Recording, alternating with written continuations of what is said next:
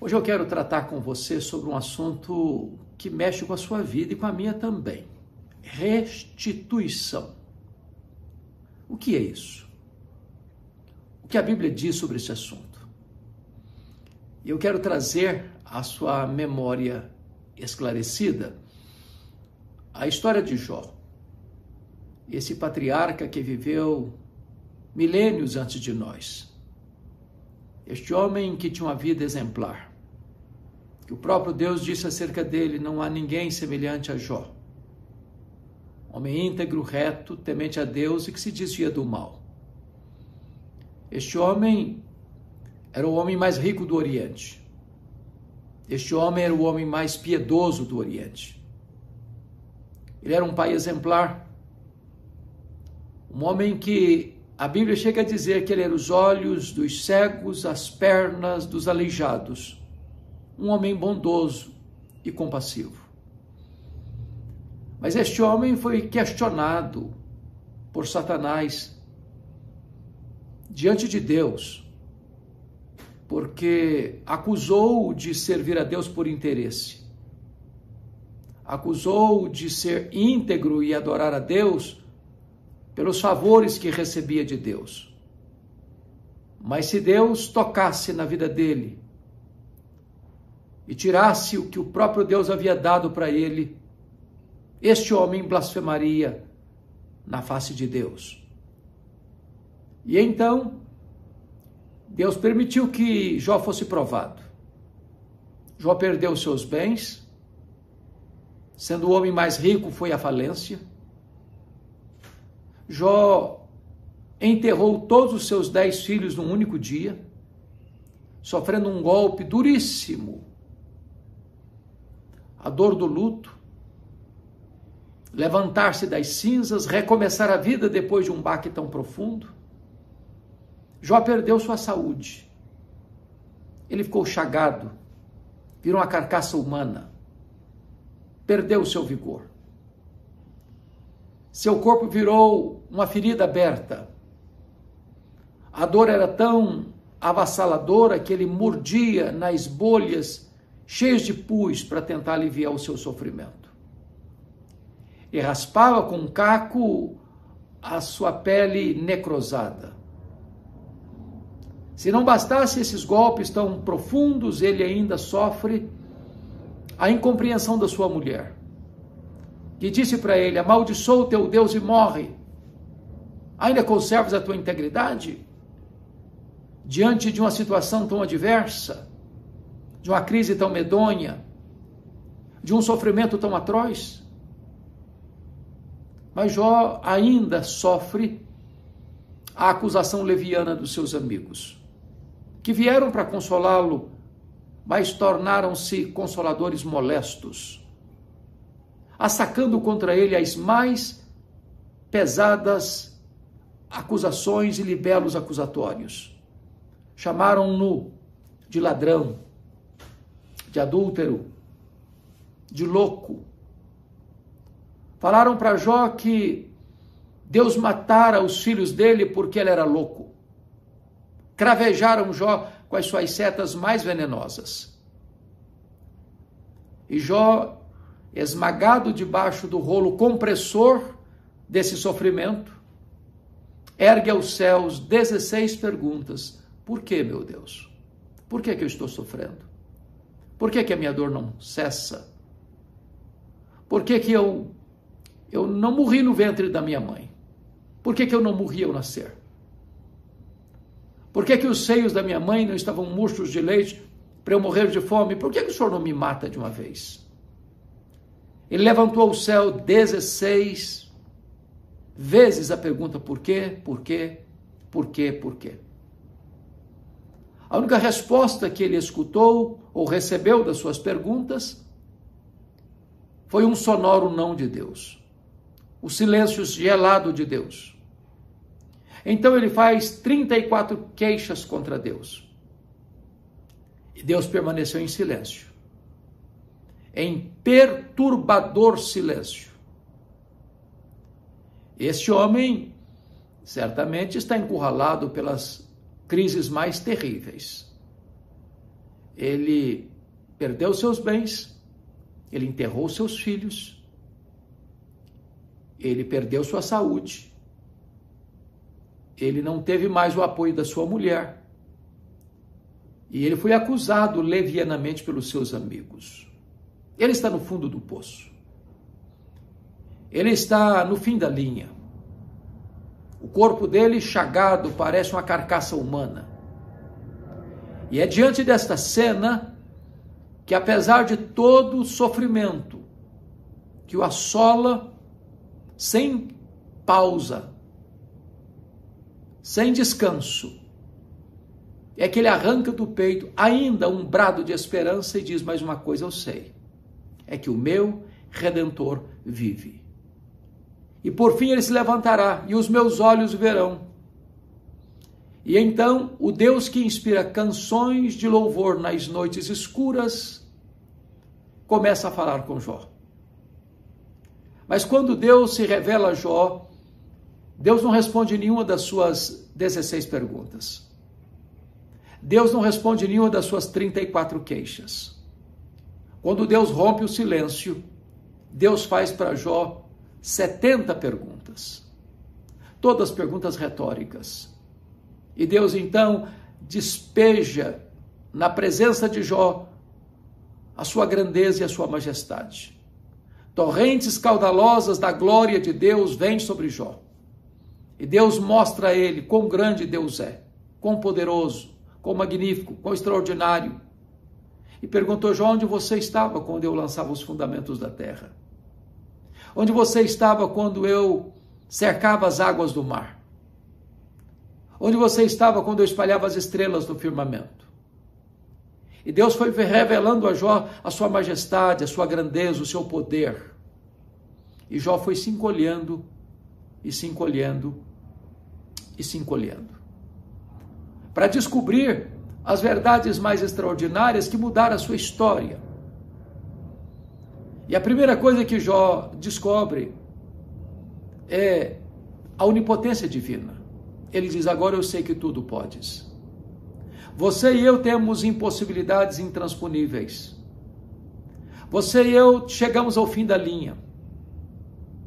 Você e eu esgotamos os recursos e não temos mais a quem recorrer, buscando em nós mesmos qualquer força, qualquer alento para prosseguir. Mas Jó descobriu que Deus pode o impossível dos homens. Deus pode tudo quanto Ele quer. Para Ele não tem causa perdida. Para Ele não tem doença incurável. Para Ele não tem casamento irrecuperável. Para Ele não tem família sem solução. Ele pode o impossível dos homens. Ele é todo poderoso. É o Criador. É o sustentador do universo. É o Deus da salvação. É o Deus da consolação. É o Deus da providência. É o Deus que mediu as águas na concha da sua mão, que pesou o pó das montanhas em balança de precisão, que mediu os céus a palmos, que espalhou as estrelas no firmamento e por ser forte em força e grande em poder, quando as chamou pelo nome, nem uma só delas vinha a faltar. É o Deus que olha para as nações da terra e considera todas elas como um pingo que cai num balde. Jó descobriu que Deus é todo poderoso. Você também pode entender isso diante das agruras da vida, das impossibilidades da vida. Deus pode tudo quanto Ele quer. Ele tudo pode. Nós não podemos, Ele pode. Mas Jó descobre ainda que este Deus tem um plano eterno, perfeito, eficaz. E ele diz: nenhum dos teus planos pode ser frustrado. Não cremos no acaso, não cremos em sorte, não cremos em azar, não cremos em determinismo cego, não cremos em olho gordo, não cremos em feitiço. Cremos que a mão de Deus dirige o nosso destino. Cremos que as mãos de Deus controlam a nossa história.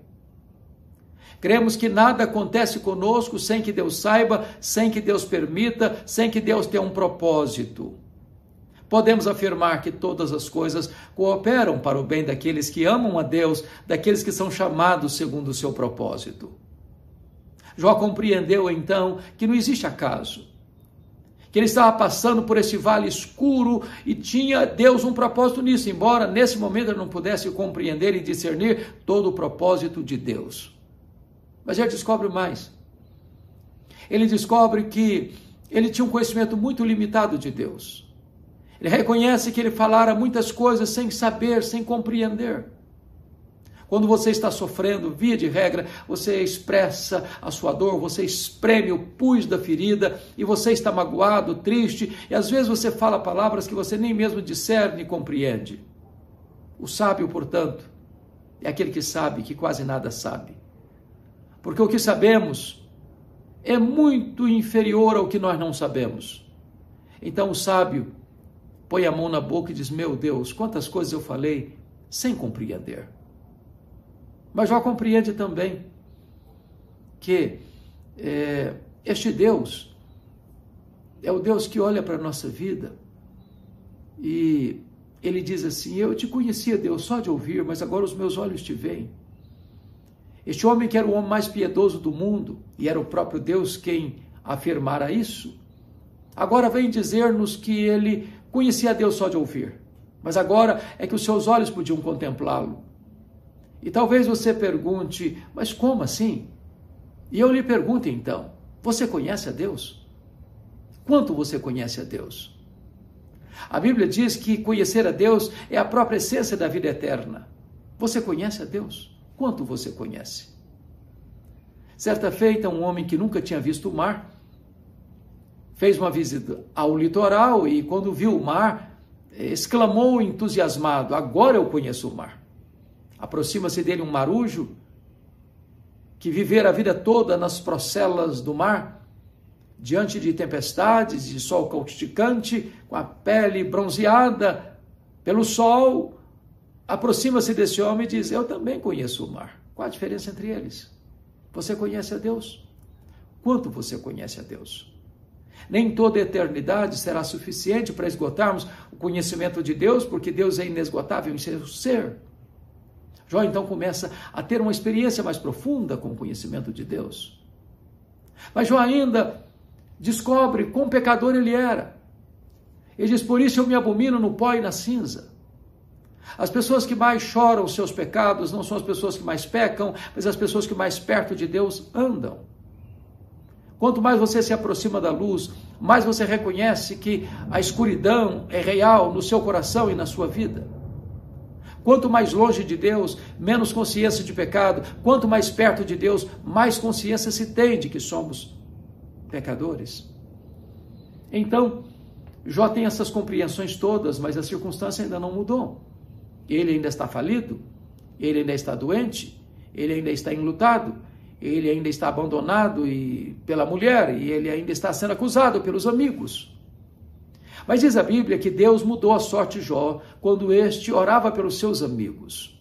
E isso é uma história maravilhosa, porque quando você é acusado, quando você é acuado, quando você é maltratado, quando as setas venenosas da maledicência atingem a sua vida, tentando envenenar o seu coração, a sensação que você tem é de que tem mágoa e não intercessão. Então Deus está dizendo para Jó: Jó, pare de murmurar, pare de perguntar, pare de reclamar, pare de lançar as queixas diante de mim, pare de justificar-se, comece a orar por aquelas pessoas que estão acusando você. Porque é impossível você orar por alguém e ter mágoa dessa pessoa ao mesmo tempo. E diz a Bíblia que, tendo Jó começado a orar pelos seus amigos, Deus restaurou a sorte dele e mudou a sorte dele. Eu quero dizer para você que Deus pode mudar a sua sorte.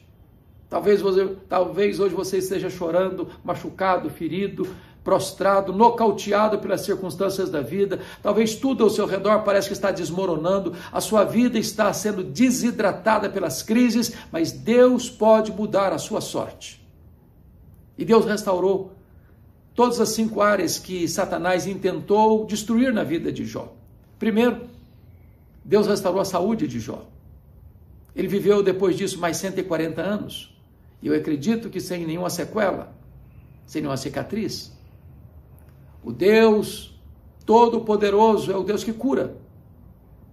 É o Deus que reverte os diagnósticos mais sombrios. E talvez você esteja enfermo, precisando de uma cura, e Deus é poderoso para curá-lo. A segunda restauração de Deus foi a restituição das suas riquezas. A partir dali, Jó se tornou um homem mais rico do que era antes, duplamente mais rico. Deus é o Deus da restituição. Aquilo que foi perdido, aquilo que escoou diante de você, aquilo que se perdeu diante dos seus olhos, Deus é poderoso para restituir e para restaurar a sua vida financeira. A terceira área que Deus restaurou foram suas amizades. Deus disse para os amigos de Jó: vocês vão ter que ir lá em Jó, para Jó orar por vocês, para eu perdoar vocês, porque este homem que vocês acusaram é mais justo do que vocês, e eu não vou ouvir a oração de vocês, eu vou ouvir a oração de Jó em favor de vocês. Isso é maravilhoso, porque quando você anda com Deus, as pessoas que criticaram você vão ter que voltar a você e mudar de opinião a seu respeito. Você não precisa se defender, você precisa orar, porque quando você ora, Deus defende você, e as pessoas que vieram acusar você agora terão que voltar e pedir oração em favor delas. Mas a quarta área que Deus restaurou foi o casamento. A Bíblia diz que Jó tem o seu casamento restaurado a ponto de ter mais 10 filhos. E eu quero crer que Jó não casou com outra mulher, porque, do contrário, penso eu, a Bíblia teria dito, certamente ele casou-se com a mesma mulher. Deus pega os cacos, Deus pega um casamento fragmentado e o restaura. E devolve a dignidade, devolve o amor, devolve o afeto, devolve o respeito, devolve o carinho. E agora o casamento de Jó é restaurado. Talvez você que está me ouvindo está com seu casamento abalado. Talvez você já jogou a toalha. Talvez você não acredita mais na possibilidade de um tempo novo. Talvez você diz o amor secou. Talvez você diz o romantismo acabou.